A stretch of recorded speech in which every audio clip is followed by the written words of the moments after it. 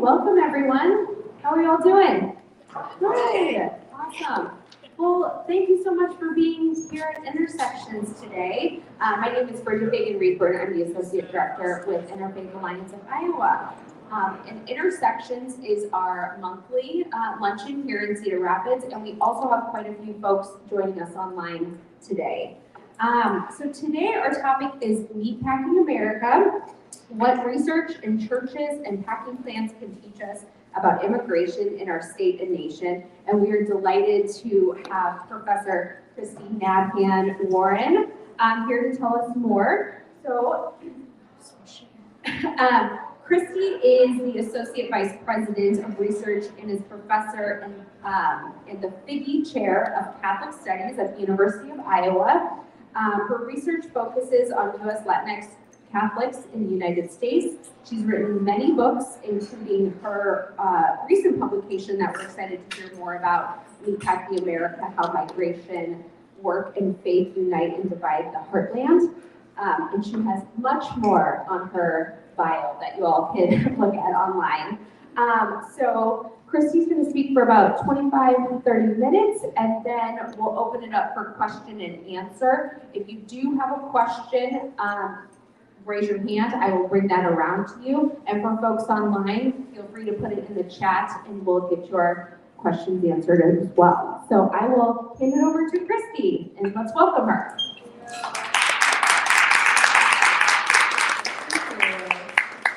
Thanks so much for being here, and I apologize for the delay.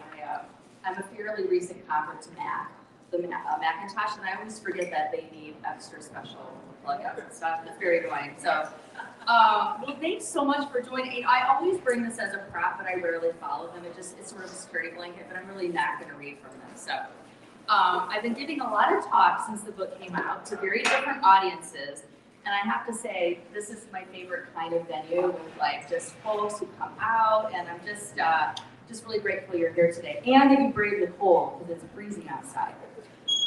So as our wonderful presenter, what a lovely introduction. I tried to buy some more books to sell, but if you wanted to purchase a book at the end, I have 3 copies, and we also have an author's discount if you want to order one online. So, this book is based on, my most recent book is based on about 7 years of research in rural and small town Iowa. And it's based on, what I'm going to share today is based on about 7 to 8 years of research. I can share a little bit with you. So I'm trained as an ethnographer in religion. So my PhD is in religious studies. My preferred method is the anthropology of religion. So what does that mean? I like to really hang out. I think a lot of what I do is because I just love talking to people. And I like hanging out, I like drinking coffee, and I like getting to know people. So I tell my own 3 teenagers, do what you love. And for me, it's like I love talking to people, and I never wanted to leave school. I like to learn, like I wanted to literally be a student the rest of my life. And so much of what I do, sort of kidding, not kidding, is because I love talking to people. And one of the things that has always been clear to me, I'm a lifelong midwesterner. I'm from Northwest Indiana. I'm from the Rust Belt. I was born in Gary, Indiana in the early 70s. And so I'm from a working class family where, you work hard. Ethnic identity was really important in my family. My dad's side's Lebanese, my mom's side's Polish, Croatian. So I grew up learning Polish and Arabic. I don't speak either of the languages, unfortunately, but I speak Spanish. And so I think what has long drawn me to become an anthropologist of religion is that I've been interested in people's stories, the stories they tell about their work, their faith, and their migration. And so when I was growing up in Gary, Indiana, my family members on both sides would always talk about the migrant journey, how hard it was, how hard it was to find good work. And fast forward to today, that's exactly what I'm interested in doing. And so why rural Iowa? So I came to the University of Iowa in the fall of 2012. For 10 years before that, I taught at Augustana College in Rock Island, Illinois, great liberal arts school. And so wherever I've lived and worked, it's been really important to me to, as some of my friends would say, bloom where you're planted. And so being new to the state of Iowa, I thought, okay, I know there's important stories out there. What stories are out there ready to be discovered? And so as I do, I just literally started driving around the state. I started reading a lot of articles about the state, about things that were in the news. And one of the things, because I'm in Catholic studies that I've been interested in, I'm a non-Catholic who does Catholic studies. I've always been interested in people whose religious worlds are different from my own. I grew up Lutheran, that's sort of my own background. What became clear to me is that our state of Iowa, like other Midwestern states and southern states like North Carolina and Arkansas, are sites of meatpacking plants. And also sites of what we can call the new migration patterns. Not only Latinos from Central America, but also African refugees, Burmese refugees, Vietnamese refugees. Our state is actually a hub for post-1965, what sociologists would call new migration. And there really hasn't been a lot done on that, right? And as you all probably know, there's a lot on the news, right? There's a lot on social media, there's a lot on the news that give us what I would call very hot takes. Like, look at Iowa, look at all this, racism, look at all this stuff going on. What I wanted to do in the research, I would say what my approach to research would be very much grounded theory approach. I try not to enter my research with preconceived notions of what's there. And that's what draws me to anthropology. Talking to people, sitting down with them, having the stories that I'm told lead me to the next steps, rather than the other way around, right? I think that in a lot of scholarship, many scholars in the humanities and social sciences, we've sort of entered our study with like, this is what I think, this is what I really think is going on. I really try to enter this research almost like as a tabula rasa, knowing all the chatter and all the noise about places like our state, right, of Iowa, and really trying to bracket that and to sit down at kitchen tables. I went to a lot of Catholic masses, I went to a lot of Protestant services, I did intensive research in 2 meatpacking plants, Tyson and Iowa premium beef. I'll share that with you more in a minute. And I really try to just be a sponge to absorb stories. And then what we do as anthropologists is we code. After conducting interviews for about 5 years, doing what an anthropologist, Renato Rizaldo, would call deep hanging out, I ate a lot of casseroles in those 5 years. I drank a lot of coffee. I did what we call coded. I coded my interviews. And I'm old school, so I write all of my, I take notes in notebooks, and then I would code. I'd whip out my highlighter and I would code. So what am I hearing from this parish? What am I hearing from this parish? What am I hearing? And then once I had coded, I'm like, wow, these are the stories that are emerging. So what I'd like to share with you today, a little bit at least, it's hard to condense a book in 25 minutes, but I'm going to try to do that. Hopefully I'll intrigue you enough where you want to read more. So I'm going to introduce you to some of the people I met over the course of the 7 years of research and tell you through the things that I learned. So one of my research sites was St. Joseph Catholic Church Parish in Columbus Junction. Actually, it's called St. Joseph the Worker, which is appropriate because almost all of the parishioners are Latino. I'd say it's about 80% Latino, mostly Mexican descent, some Guatemalan, and a very small percentage of white ethnics. As with many parishes in the Midwest that are experiencing a lot of migration patterns, St. Joseph's has struggled a little bit, right? You've got a majority Latino parish, Spanish-speaking now, and you've got, upper middle class white parishioners, and so there are some tensions there. And I really tried to make sense of those tensions, because really when it comes down to it, and this is what I discovered, the parishioners really want the same things. They want to live in a place that's safe. They want their kids and their grandkids to go to good schools. They want their kids to be able to run around in backyards and to have grass. So the stories that I was told by the white ethnic, native-born Iowans was very similar to the Latino migrants and to the African refugees I met. And so that's one of the things that I try to bring up in the book, that there's actually more that unites us than separates us. And that's why I think doing this kind of research is important, because it cuts through the noise and the chatter that we hear on the news, and it actually shows that on the local level, people are really talking, and even if they're not talking, they're trying to work things out in their way. And so I really, in some ways, one of my neighbors teases me. He's like, this is just your love letter to the Midwest. And I'm like, well, maybe it is, because I have a deep love for the Midwest and Midwestern people. I also know our struggles.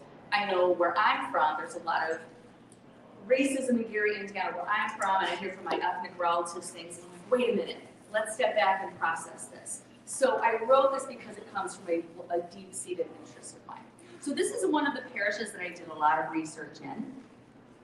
And this is Father Joseph Sia. You can see him right in the middle. He is now the parish priest at St. Pat's in Iowa City. He's become a very good friend of mine. Father Joseph was a really important, I would almost call him a research partner in a lot of ways, because Joseph Sia really gave me a lot of access to his community. He sat in on some interviews I would have with packing plant workers. He really supported the research, and he also got me access to Tyson Fresh Meat in Columbus Junction, where I did some research. And so one of the things that I've learned with this research style, it's called the snowball method. So you meet somebody, they tell you their story, and they're like, oh, I want to introduce you to this person. So literally it's like a snowball, almost like a snowman, it's like it keeps getting bigger and bigger. And so Father Joseph was a wonderful research partner, and really indebted to him. One of the things that really impresses me about Father Joseph is he's very much an activist priest. He's Filipino himself, but it's really important to him that he advocates for his Spanish-speaking parishioners. When he was in Columbus Junction, and now that he's in Iowa City, a very different place than Columbus Junction. He's just a real advocate, and he's really doing what I would call the work of social justice. First in Columbus Junction, and now in Iowa City. Columbus Junction, how many of y'all been to Columbus Junction?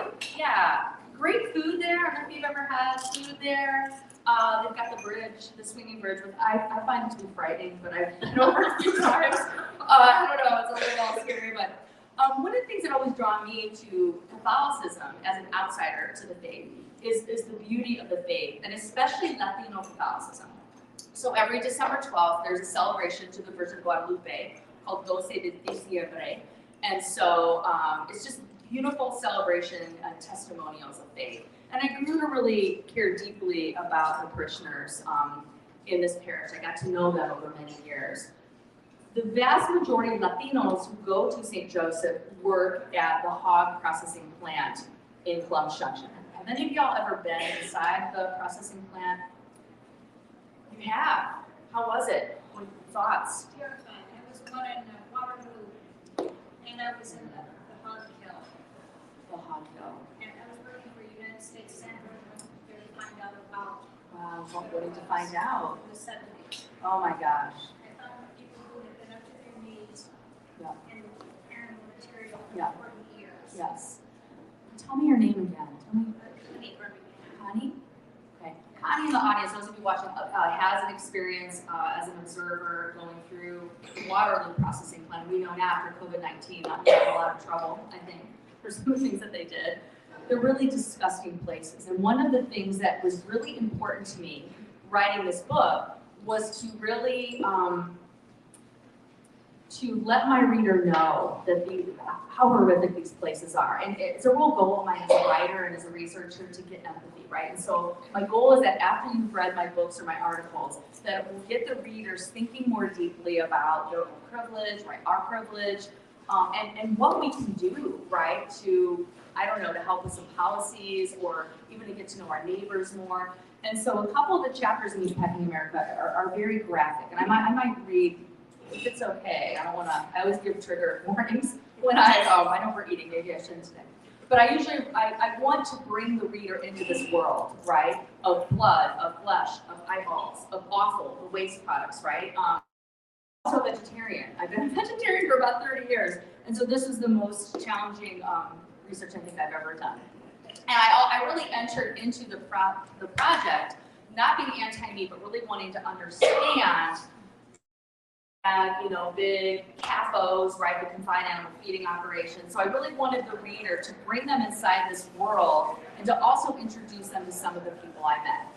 One of the things that was really interesting and troubling to me in doing this research is that many of these packing plants use the language of faith. They use it as a marketing tool and as a branding tool. And Tyson is numero uno at this. About being good stewards. They talk about caring for workers, and they use what I call in the book a really powerful evangelical Christian linguistic of caring for the stranger, right? A lot of things that we might use in our everyday life. And I really tried to dig under the surface in the book. So every single Tyson plant has a chaplain. Most of these chaplains actually were military chaplains, right? Joe Blay, whom I got to know very well in the course of the research, I'll show you him, who's also the captain, was the captain of the football soccer team, mostly, as you can see, African refugee workers at Tyson. The vast majority of workers at the Tyson plant today are Congolese. There's some Rohingya. Actually, not so much Rohingya in the Tyson plant, they're up at Iowa Premium Beef. The vast majority of workers at Tyson now are not Latinos or Burmese, but are Congolese. And this is what packing plants tend to do. They tend to, strong language here, they tend to pinpoint, target, the most vulnerable, precarious countries and nations, and they literally recruit workers to come to work in the plants. And they offer sign-on bonuses. The plants tend to pay better than most places in rural America. And so they're attractive, especially for refugees who have 90 days to get a job. There's a lot of pressure on refugees and from the sponsoring agencies who mean well, but they have 90 days to get a job. And so this 90-day window, which really is the shortest window when you compare us globally to the rest of the world, is a really short amount of time. So these workers have a lot of pressure, and so they end up, in most cases, working at packing plants. I think the average salary is about $16, $15, $17 an hour, although it may be going a little bit up. Joe Blay is the chaplain at Tyson Freshman. I got to know very well. He's a Methodist minister. This is a and he, when he was he's recently retired from the plant. He would be on the line, he'd be talking to the workers. He would take workers who were injured to hospitals. A little bit of conflict of interest there, because he works for the company. And he would minister. He would do sort of spiritual ministrations. He went to a lot of weddings. He went to a lot of baby showers. He was the face of care for Tyson for about 20 years. West Liberty, Iowa was another research site of mine. West Liberty Food is the turkey processing plant there. It was the one meatpacking plant that did not give me access. I don't know why, but I was hoping to have 3 plants, turkey, hog, and beef, but I had to settle for the 2 packing plants. But many, there are many meat packers, Latinos, who live in West Liberty, who work for West Liberty Foods, or they work at the Tyson and Columbus Junction. And this is their Dulce de Diciembre, beautiful celebration to Guadalupe every December. So December 12th, if you ever want to experience a beautiful celebration and eat amazing food, West Liberty or Columbus Junction. West Liberty, Iowa, like Columbus Junction, is a processing town. And as we know about this, so the towns very much thrive economically because of the packing plants, right? So it's really a Faustian environment in a lot of ways, right? And so these meat packing plants provide jobs, they provide economic stability for, a vast majority of townsmen and women, but there's environmental, as we know, there's environmental impacts. Methane in the air, waste that goes into the waterways, the health of the workers, and most recently, of course, we saw this with COVID-19, and I'll talk about that more in a minute. Iowa hog CAFOs are a really big problem, and just about a week and a half ago, actually, the USDA finally announced that they're going to revisit what many experts think are very lax environmental codes for the confined animal feeding operations. And so the last one that was in effect, I think, was from 2008. And so only like an 1/8 of these hog CAFOs actually ever see any kind of regulation. And so I think it's a heartening thing for our state. As we know, there's a lot of fertilizer runoff into the Iowa River that goes into the Gulf of Mexico that's causing a lot of algae blooms. This all really starts with the hog CAFOs and then goes to the hog plants themselves. So I think it's heartening that the USDA is going to start looking more intensely at the environmental impact of these CAFOs. Another field site was Iowa Premium Beef. I spent a whole week there. I stayed at a little motel up the street. It took a lot of work to get access, and all of my research, I should tell you, was before COVID. I don't know if I would be allowed in now, so I feel very fortunate. And what sold both of the plants, both the Tyson and IPV, was that they liked the fact that I was a midwesterner. I think they liked the fact, I didn't divulge that I was a vegetarian. I wasn't fully open about that. At Tyson, I'm like, oh, I don't eat, my kids, I have 3 kids, they eat a lot, they're teenagers. I did share that my family eats meat. So I didn't fully divulge that I'm a vegetarian. But I feel very fortunate to have been on the inside. And what was really IPV was they wanted their story to be told. And so that's what really resonated with them. I'm like, this isn't a hit piece. I'm not Oprah. Like, they were really afraid of Oprah. They spent, years ago, I don't know if you remember, but there was the cattlemen of Texas. They sued me, complained about a hamburger and the E. coli. And I said, listen, I am not coming. You can read through my notebooks. I'm here as an anthropologist. And they liked that. Strangely enough, they liked that. I did send them a couple of the chapters before they come out in the book. They didn't have even the more critical parts. So I feel very fortunate about that. Again, like Tyson, as with Tyson, servant leadership is very important in IPV. They don't have a chaplain there, but they, I think that's my email, sorry. they see themselves as very progressive. They want to care for the worker. They want to care for the whole person. There is an increasing number of Muslims who work at the beef plant. It's also a halal plant, meaning so that the beef there is certified for Muslims to eat.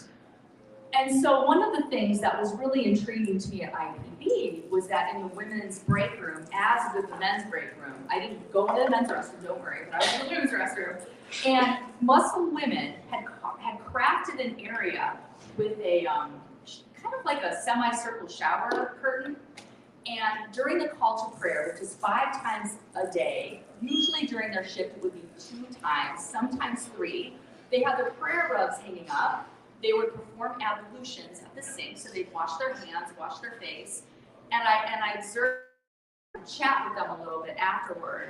And so it's fascinating to me in this disgusting place with noise and animals that these women were able to carve out, no pun intended, a very sacred place, and it was really beautiful. And I tried to, this was the observing side. As anthropologists, we participate and we also observe. This is when I was more an observer, and then I asked questions. And so when I talked with the human resources there, they're like, yeah, we don't privilege any one faith. And they were a little competitive with Tyson, like, we know you went to Tyson, they privilege Christianity. I'm like, well, okay. But they said, we don't privilege one faith, but if one of our workers is Muslim and needs to, they just need to get permission from their supervisor. I'm like, okay. And this is why another aspect of the book that I really wanted to get across is that increasingly Americans, we're at work most of the time, right? And so when someone is a person of faith, what do corporations and companies do without offending and stepping on others' toes, right? And it's a fine line. And so I investigate that, how companies are dealing with faith at work. Also, I wanted to look at the workers' faith themselves, because most of the Latinos I interviewed were Catholic, some are Jehovah's Witness, some Protestant. Burmese in consumption have their own Methodist church, where they have a Chin speaking pastor. Chin is the language of this particular ethnic group of Burmese. They do not want to be called Myanmar because that's a colonialist regime. Certainly from their perspective also, we can say it is. And so what was really interesting to me is like, okay, how do corporations deal with faith at work, and how do people bring their faith in at work? And so for most of the Latinos I talked to, a lot of the men wore scapulars under their smocks. They would have tattoos of the Virgin Mary. They would cross themselves when they were on the line. They would pray to God to protect them, because this is meatpacking is one of the most dangerous jobs in the United States. And one of the things that I really try to push back against, again in the book, I try to push back against the trope of the angry, white, racist Midwesterner. Of course, there's some truth to that, but I try to complicate that in the book by sharing stories from a lot of the native-born white men and women I met, who tend to be CEOs, CFOs at the plants, or they're farmers. And these are the folks who are also in the parishes. I also try to complicate and to push back against the idea that work in packing plants is unskilled labor. Because from my eyes, this is highly skilled labor. Latinas and African women use the wizard knives, which they kind of look like those lighters, you know, that you light your candles with so you don't burn yourself, right? They kind of look like that, but they have a tiny little saw in them. So these women will spend 8 hours with the wizard knife cutting away fat. And the way they do it, watching them for many, many hours, it's actually kind of beautiful, and it's also amazing how precise they are. And so I really write about this labor as deeply skilled, and I'm wanting to honor the workers. Just a quick graphic here that Iowa, we have very high numbers of meatpacking, and when we compare it to other states, Iowa ranks the highest for the annual mean wage. I think it's even a little higher than that now. And that's one positive thing that's come out of COVID. Workers are asking for more sign-on bonuses and higher wages, which has been a good thing. Sorry about the bad word in here. We have a lot of poop in our state. I have a colleague at the University of Iowa, Chris Jones, and he has this great phrase, we're number one and number two. He said, we don't want to be number one and number two, but we are. We have over 440 million tons of poop from the CAFOs every year. And as I mentioned earlier, this has not been regulated. We don't know what's going into our rivers, right? And so, again, going back to the USDA, I think I'm hoping that, that this will improve. But we have a lot of environmental challenges because of the packing plants. You may have seen these open air lagoons. If you drive to Ottumwa, you can smell it from the highway, right? Marshalltown. One of the things that I want to mention briefly, because I know I'm about out of time, is the whole lexicon of faith, family, and values that these companies use was really put to the test during COVID-19. And so I remember the book was in press, and we had to stop the book because my editor was like, you gotta put something in about COVID-19, right? Because the research, you know, so I added a little bit at the end about really critiquing the companies and their lack of moral and ethical response. And so one of the stories I like to share, and I'll share this with you briefly, is the official news that came out in Columbus Junction in March of 2020, when the plant shut down for 2 weeks. The official line was that, well, we're shutting down the plant so we can do a deep clean and we can care for our workers so that when they come back, they've got the plexiglass, they've got the protective gear. True, but also the story that wasn't in the news was that the majority of workers refused to show up, right? So you had Burmese, Vietnamese, African, Latino workers saying, hey, we live in multi-generational homes. Our abuela, our abuelita, our grandparents are taking care of our kids, their grandkids. We don't want to put their health at risk. So workers literally voted with their feet. They forced the shutdown of a lot of plants across the country. The official line from Tyson was that we care about our people, so we're shutting down, but it's more complicated than that. We know now that the packing plants did not handle COVID-19 well at all, and that they didn't treat workers like they were family. And so there's just some statistics here. There was a 2020 U.S. House report. Our state in Iowa, the number of COVID individuals in meatpacking plants who were sickened was grossly underreported, as was those who died. And so the packing plants did not treat workers like they were family. What can we do? I want to end on a note of hope, because there's a lot of depressing stuff from this, right? One of the things that makes me so happy, and I have a link in here, there's a wonderful documentary, if you have 20 minutes to watch it. It's called Rising Up in the Heartland, Latino Workers Fight for Pandemic Relief. One of the silver linings of COVID-19 is that a group of Latino meatpacking workers and Africans, so they're forming a coalition now, which is wonderful. These are workers at Tyson Columbus Junction. They are now a nonprofit, and they call themselves Escucha Mi Voz, which means listen to me, hear my voice. Their headquarters, the newly opened downtown Iowa City, right off College Green Park. Emily Sinwell and David Gooden are really good friends of mine. They run both of the Catholic workers in Iowa City. So Escucha Mi Voz is a nonprofit, basically of meatpacking plant workers who are like, enough is enough. We did not get the COVID relief funds. We need these funds to pay our bills. We are essential workers, so treat us as And so there's a lot of hope. And Escucha Mi Voz, while they're based in Iowa City, I'm pretty sure they're branching out here to Cedar Rapids, and they're branching out across the state. They're also starting to work on unionization. Most of the plants in our state are not unionized. Very few are, for a lot of historic reasons that I don't have time to get into today. But I find this very heartening. And I see my role as a scholar in trying to offer up the data, putting it out there, and drawing attention and amplifying the voices of these workers who, if we eat meat, they're the ones putting it on our table. And I think that they deserve, a living wage and benefits and pensions. So it's an honor to be in a position where I can help draw attention and amplify voices. So I'm going to stop there because I know I need to stop. Okay. Thank you. All right, if you have a question, please raise your hand and I'll bring the mic to you. I'm in awe of your scholarship, your tenacity, and certainly your devotion to the immigrants who put the food on the table. So thank you for your work. I'm curious, when you spent a week, I can't remember which packing plant it was. Iowa Premium Beef. Iowa Yeah. Premium Beef. When you spent a week there, or when you went into any of these places, did you have to don the same? So in essence, you would be like going into a Muslim community and being, important to be among them. I mean, did the women in the bathroom, doing their ablutions, did they recognize you as an outsider? Definitely. Yeah. So I didn't share this. Libby, that's great. I appreciate your kind words. Yes, so IPB, my week experience there was really great.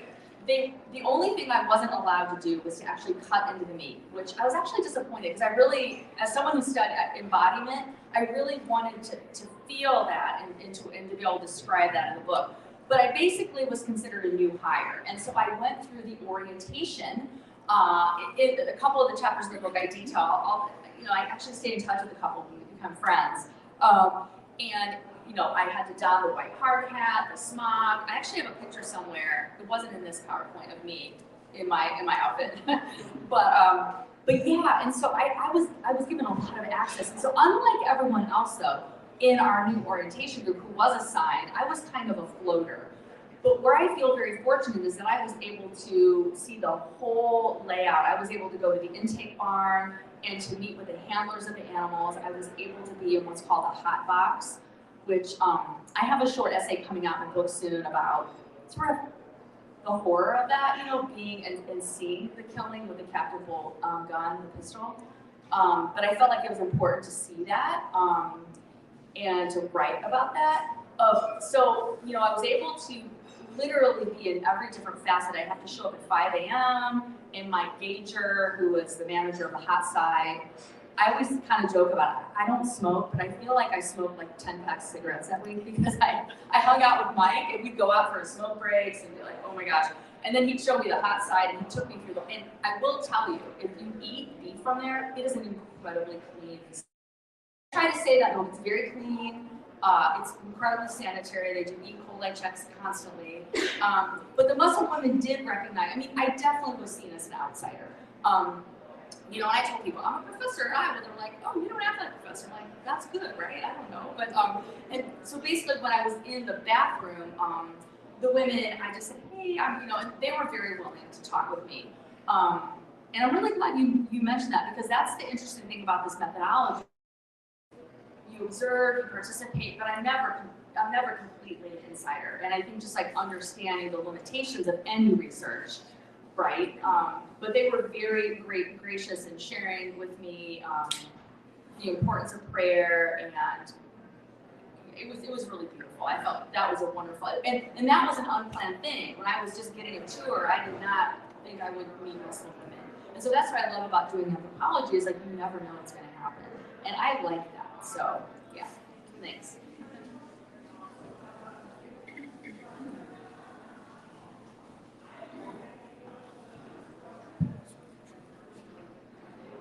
You mentioned that you saw a lot of the Latino immigrants, and then that changed to other groups coming from different areas.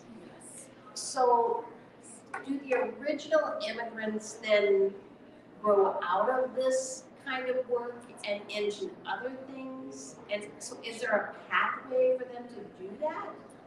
That is such a good, is it Diane? Yes. Okay, okay. 2020 kind of with these. Okay, Diane, that's a great question. Yeah, oh my gosh, I'm trying to think. Shel Stromquist, who's a retired professor from Iowa, book about labor in Iowa. He has a lot more about this, but one of the things that's really important to mention in answer your question, like growing out of, like, are they able to move out of these jobs, right? In contrast to previous generations of meatpacking plant workers who were mostly unionized, right? They had pensions, they could retire, right? They were retired with really good benefits, right? So when packing plants moved in the 60s, 70s from places like Cincinnati and Chicago to rural areas, there was a real move to vertically integrate the plants, to have every facet connected, whether it was like raising the animals, insemination barns, the killing, everything was connected, right? And that's precisely when the plants were deunionized. I mean, so it's no accident that these packing plants are in remote rural areas, right? Things are harder to be tracked, right? There's less surveillance. But it was, but in the earlier stages, the plants that were unionized, white and Black American, African American workers did have more union rights. And so they could move out of the positions, right? Now, the way where we are in 2023, 99% of the plants are non-union. I could send you a citation where there's two sociologists at the University of Iowa, Indiana and Bloomington, that's my alma mater, who have this really good piece about what they call racial capitalism. And I love that phrase because they use this phrase to talk about the contemporary meatpacking, where these primarily brown and Black workers really don't have an off-ramp, right? The most they can make, if they're multilingual, which many of them are, the highest they can go is be an interpreter, which is about 25 an hour. But most of these workers travel like an hour or sometimes 2 hours to the plant. So they carpool to save on gas.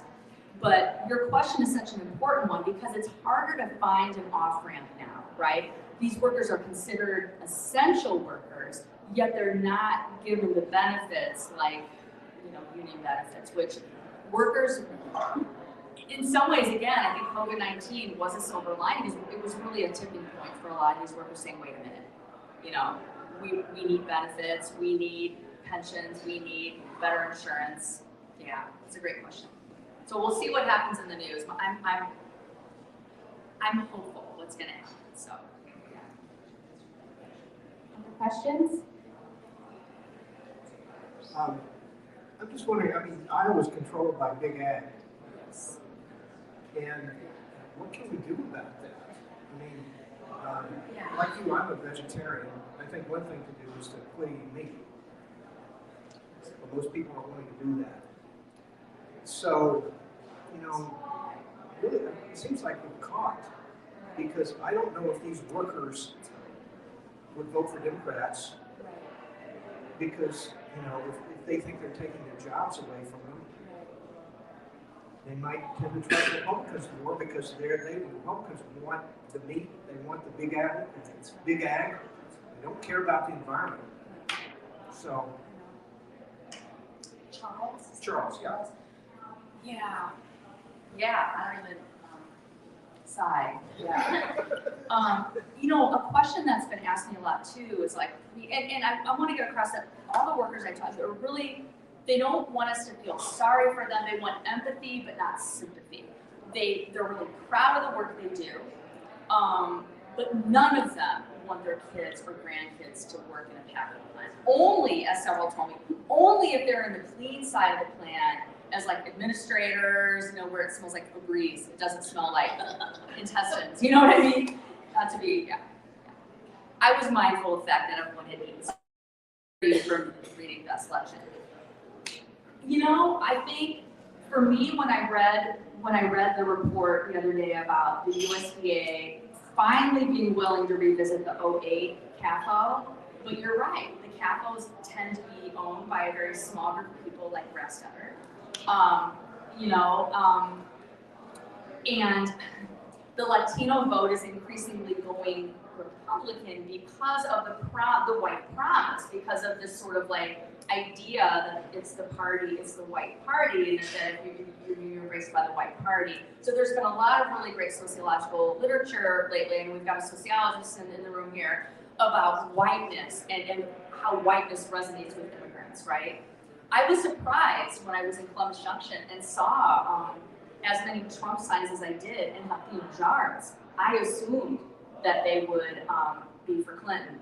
They hated her, you know? And so that was surprising to me. Again, I realized that I had my own assumptions about the Latino vote, when in fact, the majority of Latinos in Columbus Junction, the ones who are able to vote, voted for Hillary, but a sizable number, you know, voted Trump. And so it's a daunting thing, right? But I think that's where we come in. I mean, I think that for me, in my position of privilege at the university, I try to go to supervisors meetings.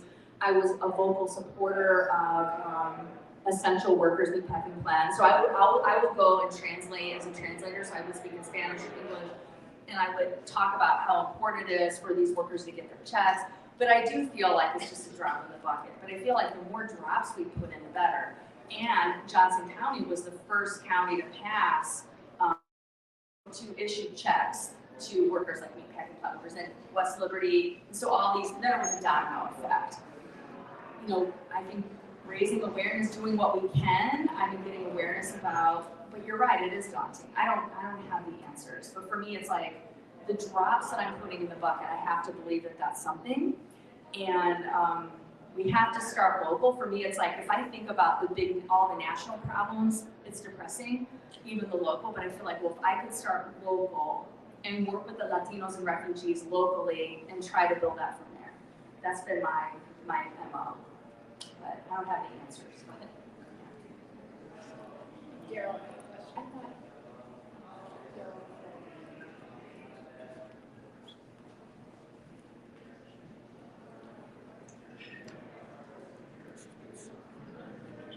the Farm Bureau and the cable owners have a stranglehold on, and nothing gets hold. It's accomplished in Iowa relating to agriculture because of that. Furthermore, I was in a meeting with the administrator of the Kansas area, the Kansas City area, of the EPA several years ago. And when we asked the questions that they should have been able to respond to, she would say, oh, we can't do that. So I don't think even the federal government has much power to say. Yeah. Many days, that is how and your lived experience has shown you how daunting and like we're just hitting a wall, right? That's what I know. And I'm from Indiana, you know, I'm a Hoosier, and we have very similar constraints in our state, right? I mean, it's, this is a whole other conversation we can have, right? One of my favorite sayings, this might be TMI, but a lot of tattoos, one of them says, optimism is true moral courage. And I always feel like I have to remain optimistic because I have 3 kids, right? And I think at least 2 of them want to stay here in the state, right? The folks in positions of power now, I know are not allies, right? But one of the things so I always try to think, what can I do from the position that I'm in now? I'm in administration at the university now. I'm Associate Vice President of Research. One of the things that I can do is I can invite legislatures to my university. And we take them around campus. We do this every spring. It's called Legislatures in the Lab. We took them to the water lab and we showed them. We had like the scientists showing them the pollution stuff. And their eyes were like open. So if they see it, if I can get them to Iowa City, we can feed them. I'm like, here, you have a few gummies, or you can do that, but you know, you're right. I'm just like, yeah, you know, but I'm just like, you know, just like smile and wave, you know. So it's like, how can I use my Midwestern white kindness as a way? So I think we need to think strategically. And so how can we all work from the positions that we're in to try to enact change? Because you're right. I mean, some people won't change. But the legislators who were there that day, we've gotten emails from them saying, wow, how can we help fund this? Or how can we do this? And so, and one of the other things we're starting to do at the university too is we're gonna go to Des Moines in the spring. So I'll let you all know about that. And we're gonna do a celebration of the humanities at the University of Iowa. Look at all the great things that our scholars are doing. We're gonna take them through the legislature and everything. So I'm really keen on being an ambassador, kindness, and literally showing them the disgusting water and, you know, your grandchild, because they all love their grandkids, they all are pro-life, so try to work that in there too. I can't give up, you know what I mean? Because I'm like, oh, I have kids, maybe I'll be a grandparent if I'm lucky, but I hear you. Some days I just don't want to try, but I feel like we can't. I can't stop, you know? I'm curious about the social interaction between the workers. They come from all these various ethnic groups. Do they cross barriers of language, obviously, is going to be a barrier. But for instance, do the women feed each other out to be friends to cross barriers, or do they stick with their own ethnic groups? That's a great question. Can you, Alice. Alice, I love your glasses. Can you really repeat cool. the Love. question? I'm looking for some new ones. I like those. Question. Oh, okay, the question that Alice asked, Alice with the very cool glasses, asked the question about, speaking about women, but also men, do the different ethnic groups interact? Yes and no, right? I noticed at the lunch tables, there's like really nice break rooms, right? They're kind of like little food courts. The Tyson one at Culp Junction is really nice. I don't know how anyone has an appetite to eat when people are eating, you know? But the groups tend to sit together, and I talked with a lot of workers about this. But on the line, there is some talking, right? I think that there are venues for collaboration. There's like picnics where the different groups can get together, but for the most part, different ethnic and linguistic groups stay together. And that's not an accident either. The plans historically have pitted these groups against each other, right? We've known there's a lot of like labor history, right? That I see nodding in the back. Y'all are probably more experts than me on this. The packing plants have been very intentional. We saw with like the grape growers, you know, back in the 60s in California, ethnic groups against each other. And so it's not as obvious. It's not as obvious today that packing plants are doing this, but they do. And they're very proud that these are very diverse ethnic places, but they're not really places of solidarity. I would say that the packing plants today, yes, they're incredibly diverse, but they're also very sectarian. They're very groups that are really in their own pods. The Muslim women who are at Iowa Premium Beef were Sudanese and Somalian. And so you did get some sort of extra ethnic mixing. But for the most part, the groups do. But I do think now, again, it'll be interesting for us to follow the news now, because I think with Escucha Mi Voz, to circle back to them, I think we're going to start seeing more, and we are seeing more intra and extra ethnic alliances, because Escucha Mi Voz started with Latino meatpacking workers, but now you're seeing Burmese, African, French-speaking African, English-speaking African. And so look up Escucha Mi Voz, and I think, and you can get on their Facebook site too. I think we're starting to see the start of a movement. It's gonna take a while, so that's where I'm hopeful too. And I think that's where the unions are gonna, if the unions come back here, it's gonna have to be from the workers. Because in the past, when folks would come in from Chicago or Cincinnati, it just didn't work. So I think with the workers running the show, I think it's only going to work in our state if it's grassroots, and then if you get some people supporting them but not taking over. So.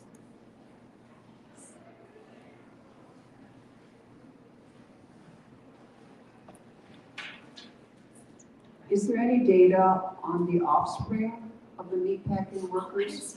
What ramps they have for opportunity? Yeah, tell me your name. Margie. Margie, great question, Margie. I can't see that well, sorry. So Margie asked about, is there any data about the children, the offspring of the workers? You know, Margie, that is a really good question. My colleagues at IU Bloomington, we actually Zoomed the other day because I read their article and I was like, oh my gosh, their research is in really Colorado and they haven't looked at religion so much, but they are looking at this a little bit. They're both sociologists. I haven't looked so much. My data from Iowa tells me that the meatpacking plant workers I've interviewed, over 125, none of them want their kids working at the packing plants. They want their kids to go to college. They don't want them to follow in the footsteps. And I use the language of, it's kind of like a religious pay it forward. A lot of the Latinos and African meatpacking plant workers, they use religious language like, I do this, I suffer, so that my children and grandchildren don't have to. But I don't have the hard data to share with you. I can certainly look it up. If you want to give me your email, I can try to find that. My hunch is that for those, just when we think about sociology and sociological patterns of ethnic groups and migration patterns, my hunch, just based on what I've read, is that for those children and grandchildren who do not go to college, there's a higher likelihood that they will work at the packing plant, right? But for those who go to college, there's a lower percentage, my hunch, is that they will return to the packing plant. But I can try to find more data on that in our state. Yeah, that's a great question. Mental note on that. Yep, one more question. All right. This is an easy one. Has Tom Vilsack read your book? I Or would be did you send him honored. a copy? I should. No, that would be amazing. I don't know. He's like Bigfoot. I don't know. Yeah. Have to send him a copy. That's a good follow-up, Libby. Yes. Sure. I would be honored if you read it. All right, well, yeah. Thank you again, Kristy. This Thank was you. wonderful. This is great. Gosh, great questions. Jeez. Yeah, so Kristy has 3 books here available, and then said she could give like a code for folks who want to buy it online as well. 40% off. For 40% off, so that's a sweet deal. Reminder, next month, March 3rd, is our next Intersections, and the topic is called to speak out in the public square. So Bishop Betsy Monick with the Episcopal Diocese will be our keynote speaker. So that will be an awesome one to be at for sure. But we will let you know where it will be. We're not quite sure yet, and so we'll follow up over email with that. So thank you. Let's thank Kristy again. Thank you.